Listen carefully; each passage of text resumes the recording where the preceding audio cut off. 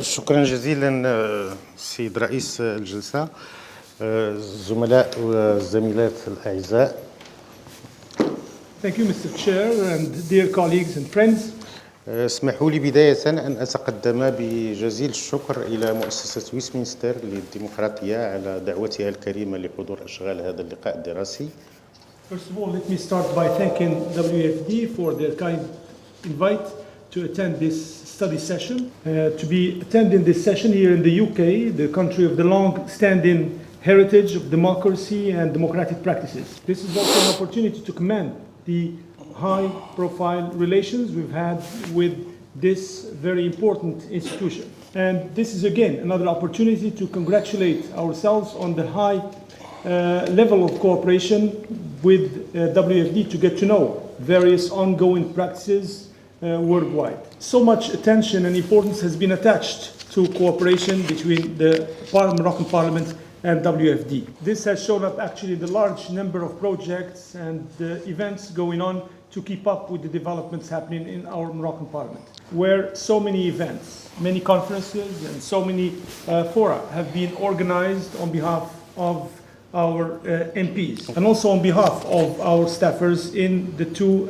chambers in the Moroccan Parliament. And that's happened thanks to the participation, active participation of experts from WFD and from the House of Commons. And here I'd like to underscore there's so many achievements we've had and outcomes as part of this positive cooperation. In view of the large number of events and activities that have been held in the Moroccan Parliament, and also in terms of the various topics and issues that have been addressed and shortlisted, and the high quality of all the participants and experts who have actually participated actively in these events and activities. And in terms of the very positive impact and effect that these activities have left on the participants. Now we are witnessing another aspect, another level of our cooperation, where our agreement has actually been renewed, and the program will cover the period spanning from 2013 to 2015. And actually we have started implementing a number of activities as part of this plan.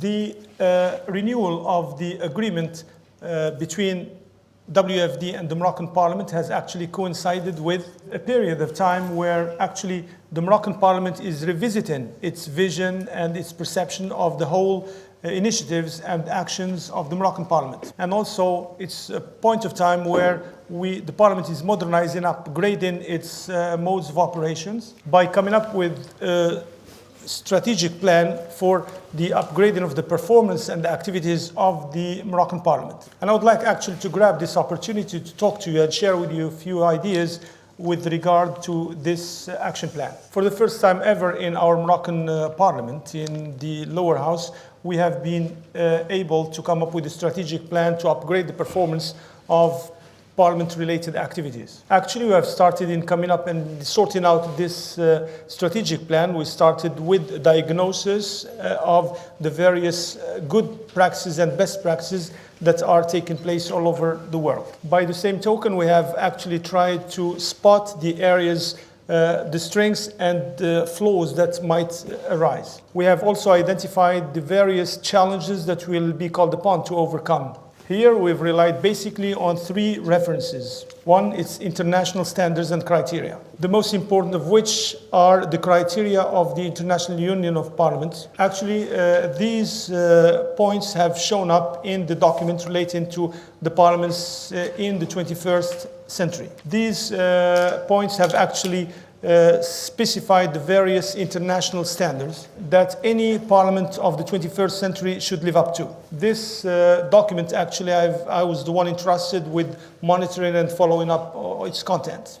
We've had also as a benchmark of reference the best international standards pertaining to communication, transparency, documentation, also parliament-related memory, opening to the youth, civil society. So that's the first criterion.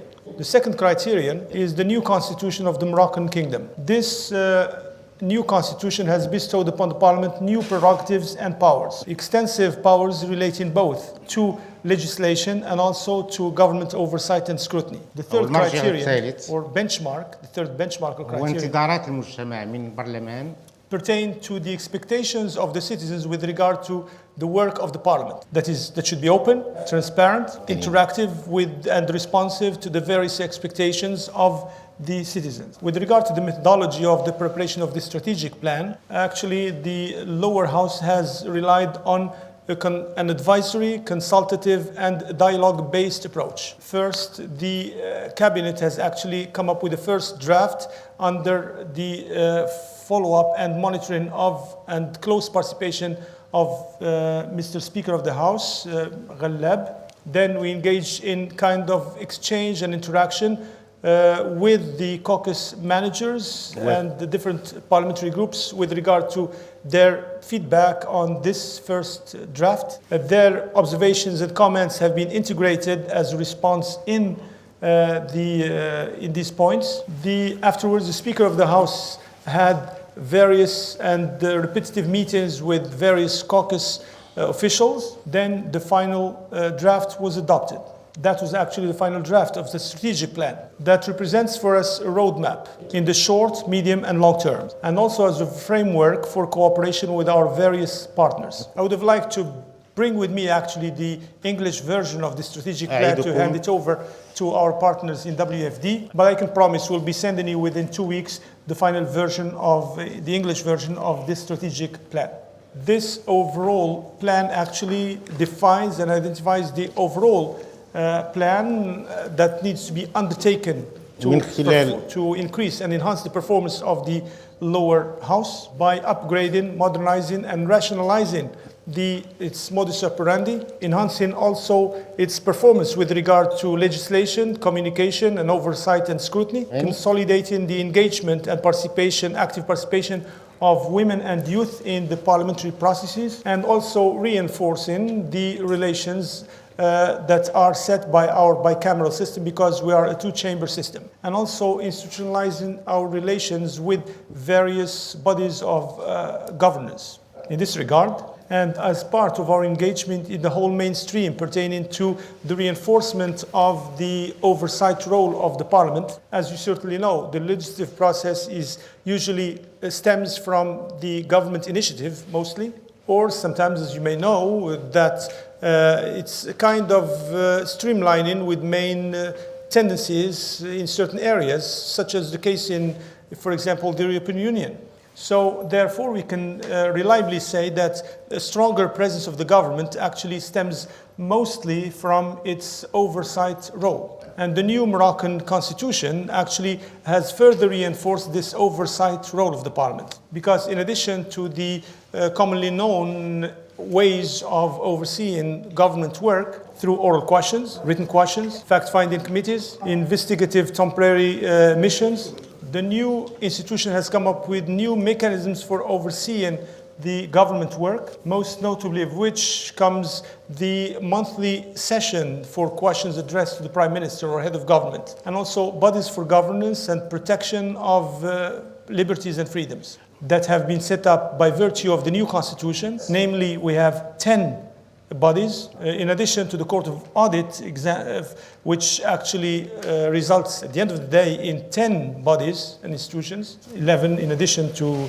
the Court of Audit, which are called upon to deliver and submit annual reports before the Moroccan Parliament, followed by public and plenary debate before the Parliament. As part of this trend, seeking to further enhance the oversight role of the Parliament, and as part of the most important project of this strategic plan, actually the Moroccan Parliament, the lower house, is working on setting up a new body for audit, scrutiny of public expenditure. Now, this is part actually of the revisiting of the rules of procedures, and this is one of the landmark achievements we've had thanks to our cooperation with Westminster Foundation for Democracy. Wow. And actually, this is something we got inspiration from the British mode of operations, and that's something actually which we actually came close to see closely during a field visit that the Speaker of the House with another Parliament delegation had during their visit here back in March 2012,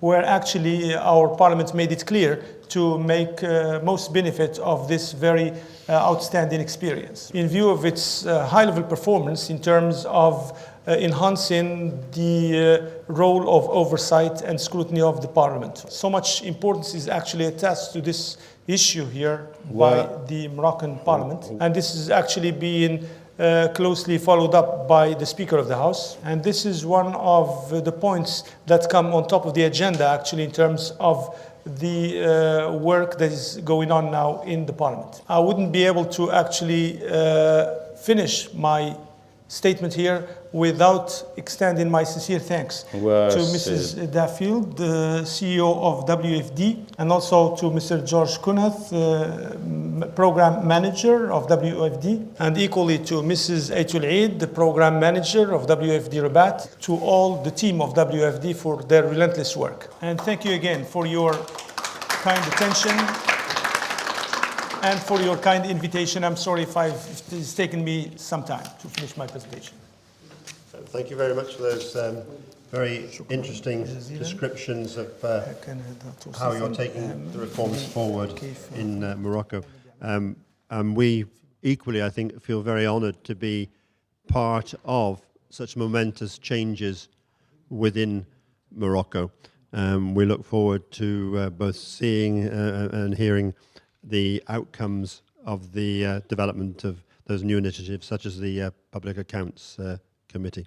Thank you very much for those. As before, we'll open the floor to questions when we've heard all of the various speakers. I'd like now to head slightly further south in the African continent and ask for our colleague Jonathan from the Ugandan Parliament. Jonathan is a researcher in the Parliament in Uganda. It's a parliament with quite a few public accounts committees in its different forms, and there's been some really substantial developments and changes taking place in the parliament. You heard this morning how Jill was saying that the Office of the Auditor General is now producing more hard-hitting value-for-money reports, and those reports are arriving now in the parliament. And it is people like Jonathan and his team who are making sure that the MPs receive those reports and can act upon them. So Jonathan, over to you. Thank you very much. Once more, my name is Jonathan Enamu, working as a Principal Research Officer with the Parliamentary Service. Before I go through this presentation, I bring greetings from the Clerk and the Director Research Services of the Parliament of Uganda. The presentation covers why oral and written briefings, brief background, the role of Parliament, Parliamentary Commission, Parliamentary Committees, something about the qualifications and experience of MPs, evolution of the oral and written briefings, impact and achievements of the WFD interventions, a bit of challenges, and the lessons learned. So ideally, this issue of briefing committees is actually the brainchild of the WFD program. Because before this intervention, there was nothing like a formal mechanism to brief committees. We used to go and sit like members of parliament, and also flip through huge volumes, 1,000, find all members of parliament carrying a book of 1,000 pages. Then the witnesses come, then we are just flipping through those pages. The implications were really severe, that by the end of these sessions, there was no clear focus. Therefore, coming up with the reports became a nightmare. And that's why we had an accumulation of backlog. And we still have a huge backlog because of lack of a systematic way of briefing. As you will see in the detailed presentation, when the National Audit Office came in through the Westminster Foundation and ran their first course on financial scrutiny for parliamentary staff, it was very insightful that we had a lunch discussion with David, and we told him that this thing should go beyond this workshop. And what we want somebody to come in, because we told him that quite often we have had workshops like this, but it has been hard to translate this knowledge from a practical point of view. And indeed, we got Susan Swingler, Principal auditor from the National Audit Office of the UK. She came in and took us through a practical way, beginning with a review and all the things. So briefly, why did we think that we need to have a formal system to do oral and written briefings? We thought that, yes, for effective execution of oversight and legislative functions of the Parliament of Uganda, we need to support the scrutiny, questioning, and holding members of the executive accountable through a formal mechanism. And we also realized that the minimum level of members of Parliament was A level, according to our constitution. Therefore, you can find anybody who has not reached a university or a college coming in as a member of Parliament. Recently, we had a very young girl of just 19 years coming in as a member of Parliament, replacing her dad who passed on. So this is somebody who has not worked anywhere. She had just finished sitting senior 6, and she's now a member of Parliament. And this is the person to scrutinize a permanent secretary who has 30 years experience. To help members question, you help this person question the permanent secretary. We needed a formal mechanism to do this. Definitely some bit of background, like many other parliaments, most legislatures, either two, depended entirely on secretaries and the clerks. Most common name is clerks, who were helping members take minutes and later draft these reports. Quite often, if these clerks did not again seek the support of the executive staff to draft reports, or the Auditor General to draft reports, technical reports, it was very difficult for them to produce reports.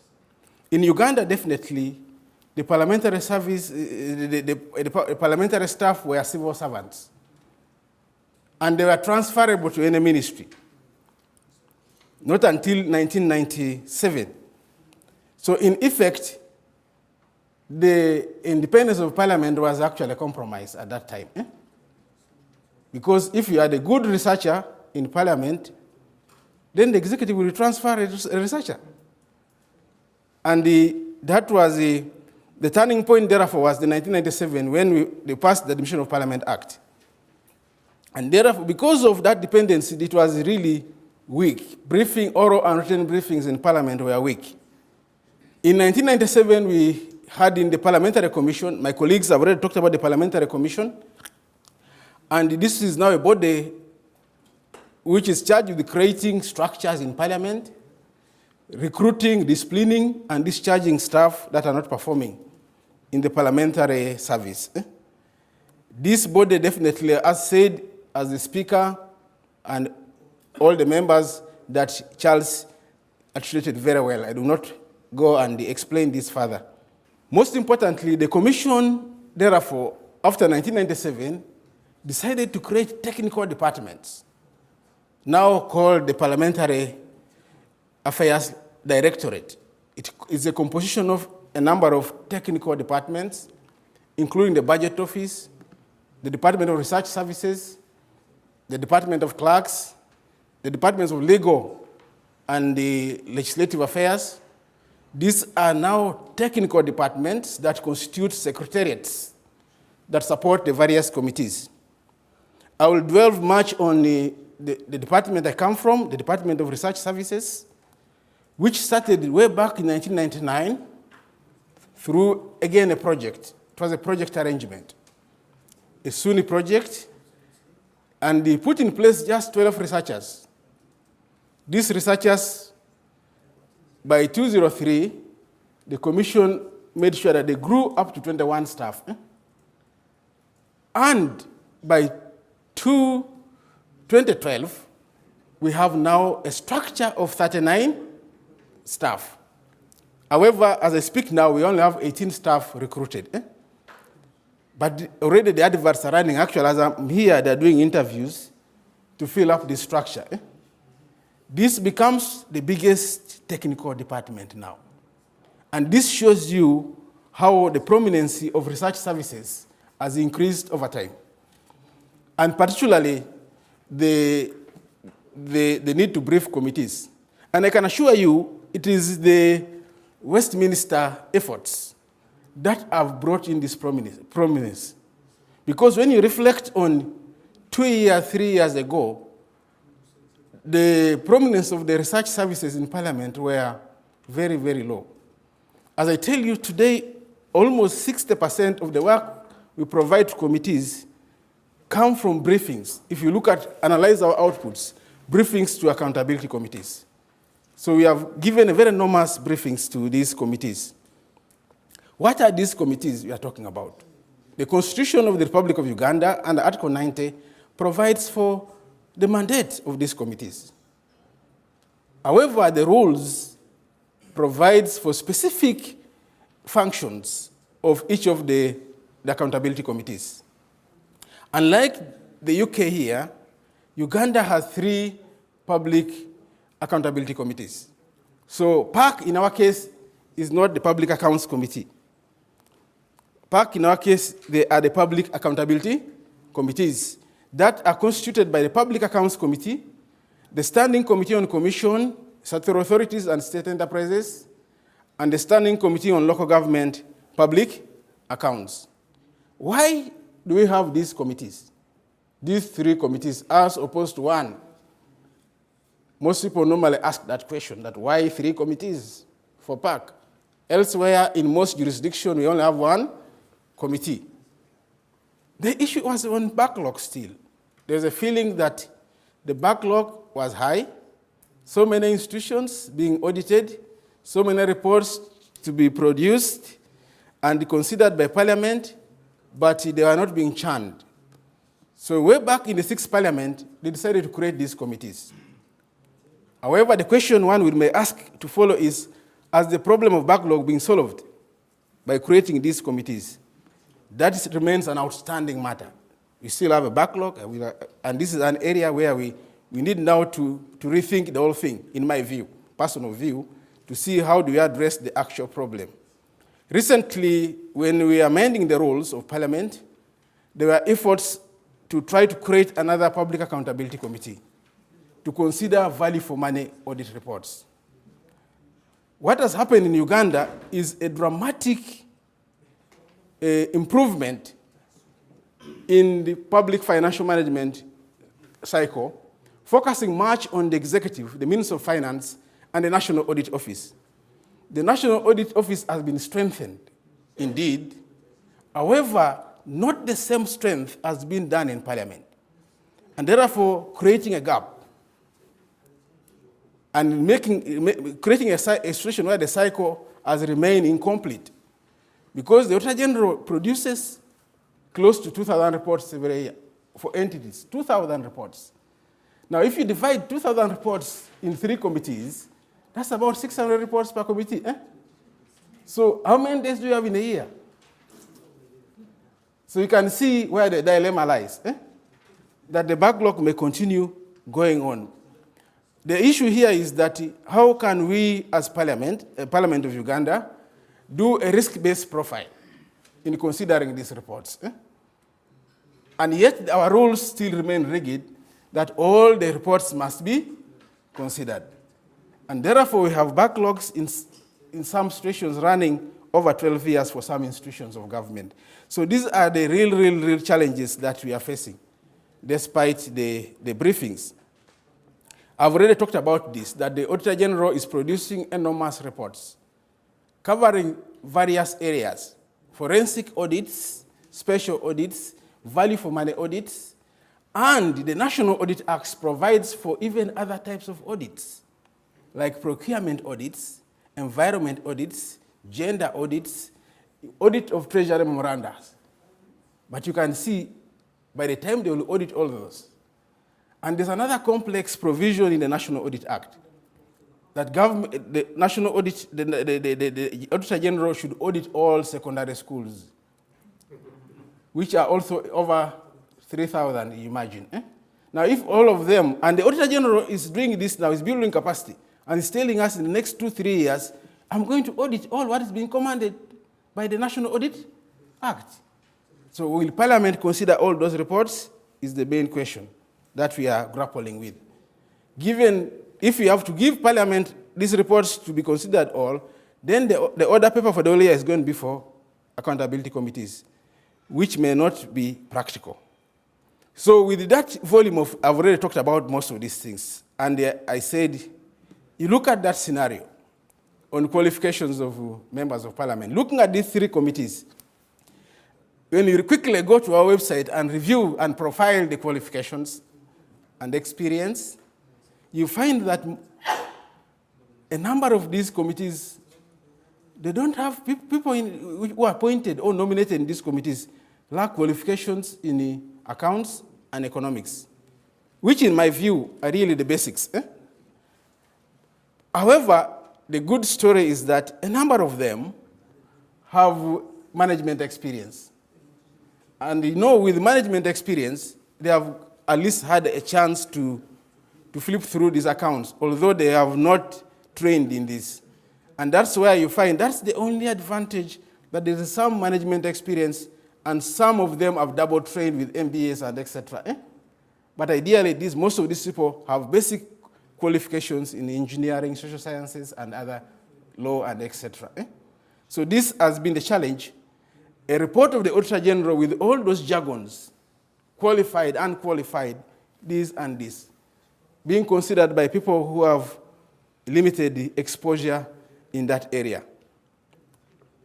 So evolution. Before the WFD program, briefings were mainly ad hoc for all the committees of parliament, with no rigorous systems, formats, and manuals to do the exercise.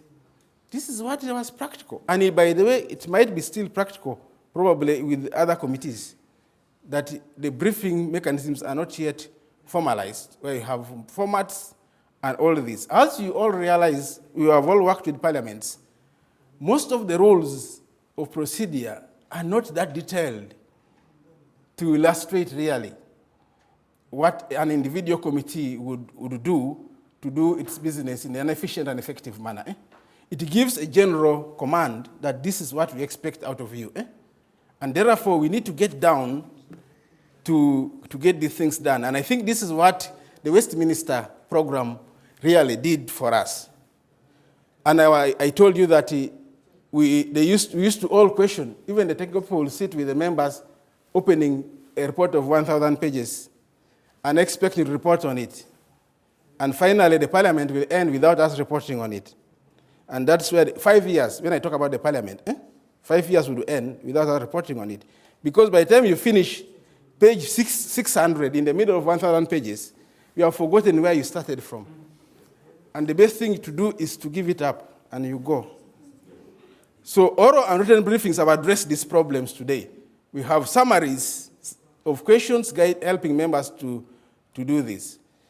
And this was as a result of a financial scrutiny for parliamentary staff training, which was organized by the Westminster Foundation. And we therefore got a consultant called Susan Swinkler, principal auditor from the National Audit Office.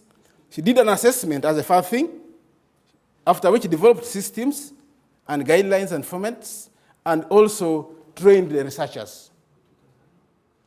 And it was practical training, very practical training, because you had to do the work when she's in country, and also follow up with the online issues. Because she could fly in for 10 days, we work, she comes back to the UK. After about 2 months, come back for 10 days. She came 3 times. By the time she was finishing, we were on our foot running. So that manual, the 2 manuals that were produced, those 2 were out of such a rigorous process. And I can assure you they are really addressing the needs of Parliament. Of course, the first step was to develop these manuals. But there was still another step ahead, the challenge. How will the manuals be accepted? That was another biggest challenge. But quickly, before we tackle those challenges, definitely a number of staff, when we are being trained, we did not only target people dealing with public committees. We brought the whole department on board. At that time, it was just a division, not a department. And the staff participated in these workshops, and the expert also engaged the committee members and chairpersons in various meetings. and therefore developed these approaches. What is also significant is that two of us, myself and Mr. John Bagonza, who is now the director from March, were identified as having gotten enough skills to train others. And indeed, on a personal point of view, I think myself and John benefited so much from this innovation and could have earned us these wonderful promotions. Because John was a principal research officer and he managed to beat even assistant directors to become a director. I used to be a senior research officer, now I'm also a principal research officer. This was the unique innovation, and I think we owe this to the Westminster Foundation from a personal point of view.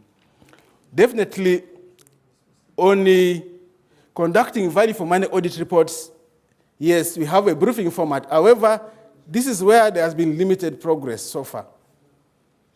As I alluded earlier, that we had wanted to create a committee to handle the VFMs. However, that committee, despite the proposal raising in the floor of the House, it was debated upon and it dropped. And the reason was, we are now reaching 60 reports, but we have hardly debated 2 reports on VFMs. So the Auditor General is again churning good VFM reports, but they are remaining on the shelf. And this is where the real challenge is now like. So how do we handle this? Going forward, definitely, today we have the formal accountability section in the small division is now a section called Finance and Economy. And that's the section now I head. And of course, we are spearheading issues that should be done to address these problems. As I mentioned earlier, that the issue is how do we cope? How do we take up from where the manuals have been developed to make sure that all the committees take up this idea? The committee on COSASE, on commissions, that one is okay now, because they never begin any public hearing without a brief from us. And we have to brief them in-house before they go to bring in. And this brings a lot of consensus, a lot of agreement, and helps the chairperson focus the whole issue. The Committee on Local Government Public Accounts has moved stage, middle level. Committee on Public Accounts, which deals with the central government, has not really adopted this. There has been resistance. They are using their own system in which they could have created what they call lead councils. However, the lead councils have been focusing much on creates a situation where only one person is the one interrogating. And the parliamentary committee is becoming like a court. And in my view, I think that is not good. Parliamentary committee should not be questioning people like a court. It should be able to really give an opportunity for people to explain what they have done and advise on systems and how to improve these things. So going forward, definitely we have had benefits from this. Particularly, we have improved efficiency and effectiveness. And the real truth is that whereas we are creating more committees, there was no effort to struggle to improve the efficiency and effectiveness. For instance, now, I will tell you that recently we went with the Committee on COSASE. After debriefing them, they were able to consider a 64-page report within 2 days. Because we summarized the 64-page report into issues and questions of just 15 pages. And then we searched for 2 days. They had already gone through all the issues with the accounting officers. But during the old process, they would have had to flip through all the 64 pages, which was taking 3 weeks, 1 month, to just look at one report. So, what are the key benefits? Definitely, this briefing has really propagated effective and constructive interactions between committees and the witnesses during public hearings. No more dominance by one person called the lead counsel. Used to be called the lead counsel. Now all the members can ask questions because they have the questions. Even if you don't have accounting background, at least you have some questions. And the in-house meetings help them to ask clarifications from us and the National Audit Office. It has also enabled coordination the chairpersons now are in control over meetings. You know, my members of parliament can be very diversionary. And if the chairperson does not have control through a framework of a brief, then you can not move on. Then also, there is a basis for planning now. So you can now accurately plan your activities because you know they already have briefs. And then it also now enables to generate reports because the layout is so clear. The issues are very clear, so you don't have to get lost. However, there have been challenges. As I had mentioned earlier, that the Public Accounts Committee still is not reluctant to adopt. They still use the lead counsel approach, which makes it actually look like a court. I remember one time they were blamed that they interrogated somebody until the person collapsed the next day. So there's that challenge. Buy-in by the committee secretariats. We have staff, technical staff from other, as I told you earlier, that the Department of Research has other technical staff. They have not gone through this process of developing these tools and training them properly. So even them, they have been reluctant to buy in. And of course, failure to consider the backlog, as I told you. Qualifications of members as another one. And now, there has also become too much work for the researchers, to the extent that only one researcher may not be able to serve as a committee, like COSASE now, which now waits for the briefs before they begin any business. So the researchers must pull up their socks too. And of course, I talked about this already. And then the other one is the inconsistency. Most committees don't, just like the main parliament, may not have a very clear parliamentary calendar. Even committees do not have a very clear annual plans that are consistently followed. And that has been the challenge. So what are some of the lessons learned? All parliamentary committees require oral and written briefings. Members are very busy people of parliament, that without briefings, you are not helping them at all. And they will not realize their business very well. We also say oral and written briefings make sure that they bring about effectiveness and efficiency. Systematic briefings are necessary for participation. No, parliament, there must be participation by all members. And therefore generating consensus and taking effective decisions. And this is so important when you are dealing with the corruption matters, which are very, can trigger. Mostly now in parliaments where the balance may not be well, like it has already been said, our parliament has more of government than the opposition. And without these briefings, it will be hard to generate the necessary consensus to take the agenda of anti-corruption forward. Now, with briefings, even if people are not qualified and they're just senior six, there's no problem. Okay. Whether mature or new, we have we need these decisions. We need these briefings to help us. I'm now concluding. And you are saying it's also possible to draft the report. And in conclusion, we are very, very happy and indebted to the Westminster program for building the capacity of staff and members of parliament and developing the necessary systems. We recognize the contribution of the Kampala office, the program manager and her staff for the cordial working relationship. And lastly, I'm saying on behalf of the Clerk to Parliament, the Director of Research Services and all the staff of the Department of Research Services, I would like to deliver our sincere gratitude to the Westminster Foundation for Democracy. We look forward to working together again in the near future. Thank you so much. Thank you for that very detailed explanation, Jonathan, of the progress you've made, and also a very interesting series of challenges that still need to be tackled. I'd now like to call on Felice, who's going to talk about the other end, I suppose, of the oversight chain, and that's the work that they've been doing at the budget scrutiny level. Obviously, both in this program, we've been looking at the skills needed and the knowledge needed for oversight when money's been spent, but also we've been looking at the work around the budget preparation and how the various select committees in parliaments can actually be supported to make a better assessment of the budget proposals from government. So Felice, over to you. Okay, thank you. Well, before I present Just going to tell you a story about a friend of mine, which I met 30 minutes ago outside by the lunchtime. When I told him I'm going to present something about technical cabinet in Mozambique, how do we use technical cabinet to increase support to committees? He asked me, how can you do this? Last time when I met you in Lebanon, it was last year. I said yes, and then he said, that time you told me you didn't have a technical cabinet. I said yes, we don't have technical cabinet. We didn't have technical cabinet that time, but now we have. He said, in 1 year you have a technical cabinet and you have something to share. How come?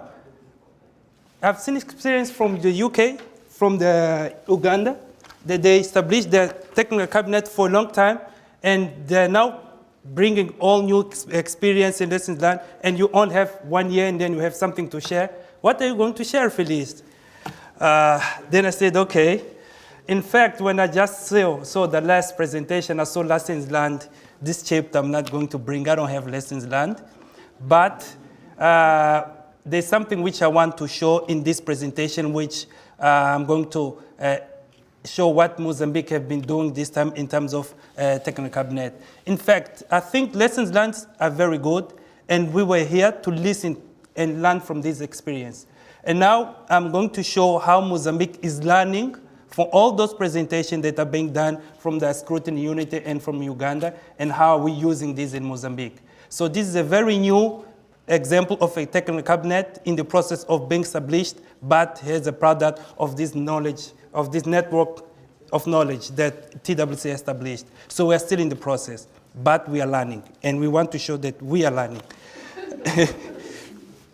Well, that's why I'm here, to show what the technical cabinet is doing. This picture here, David, I think you can see one of your colleagues. Yes, this is to say thank you very much to the National Audit Office that have been supporting us in establishing this technical cabinet and training the staff of technical cabinet. Okay, but let me bring a bit of context about what's happening in Mozambique and why we're now talking about the technical cabinet and parliamentary oversight. Because I have this impression that the more we move from legislature to another legislature, what's happening is we also see that people are changing their perception about parliament. People are changing their perception about the role of the committees, and people are being more critical. And in this change of mentality of people, we also see that the parliament will need to copy and adapt to the new way of people looking at the parliament. Well, Mozambique has a very young parliament when we look at the multi-party system, that it was established in 1994 after the election. This is the time where we had the first multi-party legislature in Mozambique. And in this time, people were really looking at the demand of people were in terms of peace building and conflict resolution, because we were coming from civil war in Mozambique. So the people were not looking at the other traditional role of the parliament, like oversight, lawmaking, and not because they are not important, but because for us in that moment, we were really, really interested in seeing the parliament performing as a peace building. And we're happy because this is one of the best experiences in terms of peace building, parliament, the Mozambican one. After this 20 years of war, now we are in peace. 16 years of war, now we have 20 years of peace. So it means that the parliament was performing very well. But as I was saying, things are changing time to time. After the first election, we went to the second election. And in the second election, people were looking at the parliament, were demanding the parliament a fair and free election. So the biggest concern was the consolidation of multi-party democracy, multi-party and representative democracy. The last elections, people's mentality were already changed. We're shifting from this, not because we are not considering peace important, still important, but now people are demanding more and more. So the people were looking at the parliament now. The demand was in terms of poverty reduction, because the figures in Mozambique says more than 54% of people are still living under the line of poverty. So the people were looking at the parliament like, come on, now we want to see the parliament that really works for the poor. So that's why we had a big demand looking at how to create an effective parliament in poverty reduction. And an effective parliament means a parliament that produces laws that really take into account what the people needs, do a very effective oversight of the government projects, but also represent the citizen, including or highlight or putting in the top those who are the most vulnerable people. But now, from 2011, now in Mozambique, we are assisting what we call natural resources boom. And the natural resources boom also bringing another high demands. So the natural resources boom, with the natural resources boom, we see that the people now are demanding from the parliament a high and critical level of oversight. Now we need a parliament which help the government to be more transparent, accountable, and more transparent and accountable, and also press for an inclusive natural resources management. In these different levels, the parliament will need to perform and copy and respond according to what people are demanding. So then now we have the big question. We had a big question when we started to do this, our program in 2010, where the people mentality were in terms of how the parliament is performing in terms of government oversight, because we need a government which really presents programs that are really effective. We need a government which uses the public resources to respond to the people's demands. So in 2010, when WFD started the program, in order to understand all of these kind of challenges, all of these kind of pressures that are going to the parliament, but also to understand how the parliament want to answer to all of these demands, we did a baseline and we got from it, we used that other baseline to see what was the situation. In terms of oversight, the baseline which we did in 2010, it shows that we had low numbers of critical reports related to financial oversight, poor budget briefs coming from the different committees, low number of questions during the question and answer session, and poor financial reports coming from different committees. So now we see that this is the big challenge presented by the parliament, that this is something that we really need to change. And when we look at the other different donors that we're working with the parliament, because something interesting is that we are not the only one supporting Mozambican parliament. We had other different donors supporting the parliament.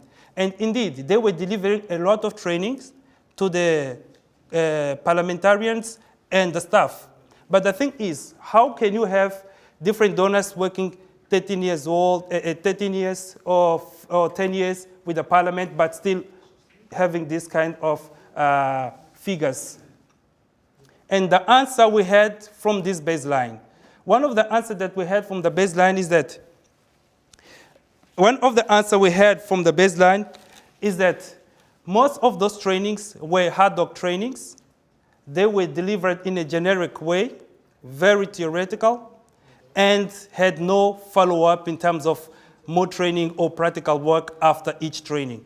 So we end up having stories like some staff, we had 5 opportunities to go for a training, the same training in financial oversight, but still saying, I need more training. So that was the big question we need to answer, how to answer to this. And in fact, this is what we got from Uganda and UK. Because when we came to UK and we went to Uganda to see how are they dealing with this, we saw that, one, that an effective parliamentary oversight can only be possible if the parliaments create internal mechanisms to continuously support the committees. And we didn't have this internal mechanism. We were relying on this ad hoc training coming from the others experts outside. And also, external support can only be effective if there's an internal structure prepared to absorb and maintain capacities received from the external capacity builders. Yes, and this was really the reality. And we were learning from all those processes, because we have all those consultants coming from outside, they come and train. But if you don't have a structure inside to use and maintain all this knowledge, it's going to fly. And if you look at the parliament like Mozambique, where we have high level of turnover of MPs, about 60 and 65%, you can see that the coming legislature, they're not going to have any capacity. So we saw that we need to create internal capacity, internal mechanism. This mechanism, if we have it created inside the parliament, it will really help to have this continuous support to the committee. So here comes our theory of change. After having these lessons learned, we decided to create, to discuss together with the Parliament, a theory of change, which we were stating that by establishing a technical cabinet, we enable the Parliament to continuously deliver sustainable support that helps the committee to better perform parliamentary oversight. Because it was necessary to have something like a technical cabinet inside the Parliament. So they will deliver, no matter if we have high rate of turnover, at least we have a technical cabinet there that will be preparing advisory services to support staff every time they want. Every time they ask for any budget brief, the technical cabinet is there to provide. So this was this is how we're using the experience we are learning, or we've learned from Uganda and UK. What steps did we take? Yes, we took some steps, and we are still working. This is the stage where we are now, but I believe we are still working, and we are going to get there. First, we did this baseline and training needs assessment, mainly to understand at which level the staff were. And then we did this committee's capacity development needs assessment. This one was done to understand what was the level of the committees in terms of tools, instruments, and knowledge, skills, and fulfilling their oversight role. And then we had these study visits to learn from other parliaments. Yes, study visits, I'm here to say that we learned a lot from these study visits we did to Uganda and UK, as I was saying, because from those study visits, we got some lessons that by the end of the day, we came back and we proposed to the Parliament to have a similar unity in Mozambique. In fact, they had something like internal mechanism, but it was nothing like technical cabinet, and we had to decide the role of this mechanism and how to make it act like a technical cabinet that we are going to support committees, especially in this parliamentary oversight. We designed the theory of change and models, what I presented before. And after this, we wanted to have support in terms of training technical cabinet staff. That's why we worked together in a program with the National Audit Office and other local partners to train technical cabinet staff in doing budget analysis, how to prepare reports, how to analyze financial reports, how to do budget briefs in order to use it when they are working with the committee. And after this work of training the staff, we decided to start a practical process to test those tools, to see if those tools are really going to work in Mozambican Parliament. This is the time where we decided to take a case of one committee.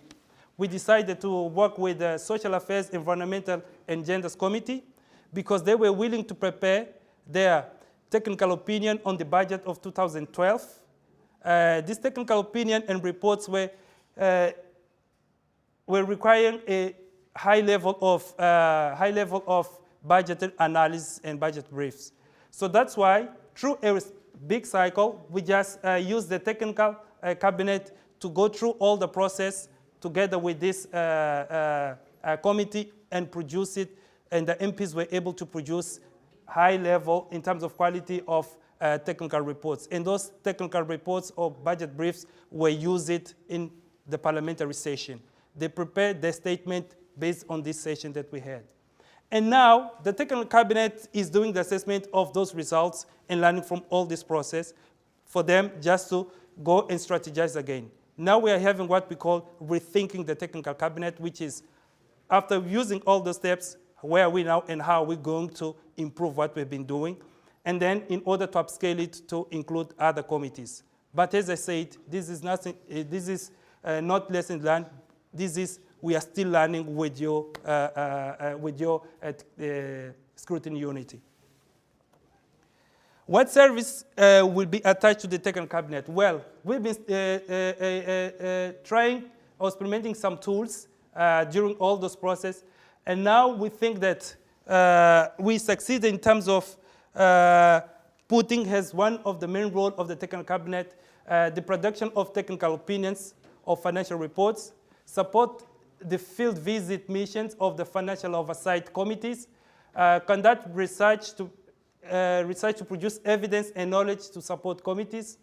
Produce simplified summaries and analysis of the complex financial reports, because in Mozambique, when you ask about the budget or you ask about the financial report, you will find about, I think, 100 pages, and this is very complex, and we know that MPs, they really don't have time to go through all those processes. So we think the technical cabinet can help in summarizing this and make it very simple for them to understand and perform as MPs. Conduct budget analysis studies. Those are some of the important roles services that we think that technical cabinet is ready now to do it, because they've been doing this for this one cycle. What are the gains of having technical cabinet? So far, what we can say is that having a technical cabinet within the parliament, it increased the parliamentary staff and also the MP, especially those committees that we worked with, to increase ownership in the process. It helped to produce a systematic and continuous support to the committee. It helped to increase the quality and relevance of this support. Sometimes you can have a very good expert coming from outside to support your committee, but in terms of relevance, if he really doesn't understand the context where the MPs are working with, sometimes the outcome are not what you are not going to reach the expected outcome.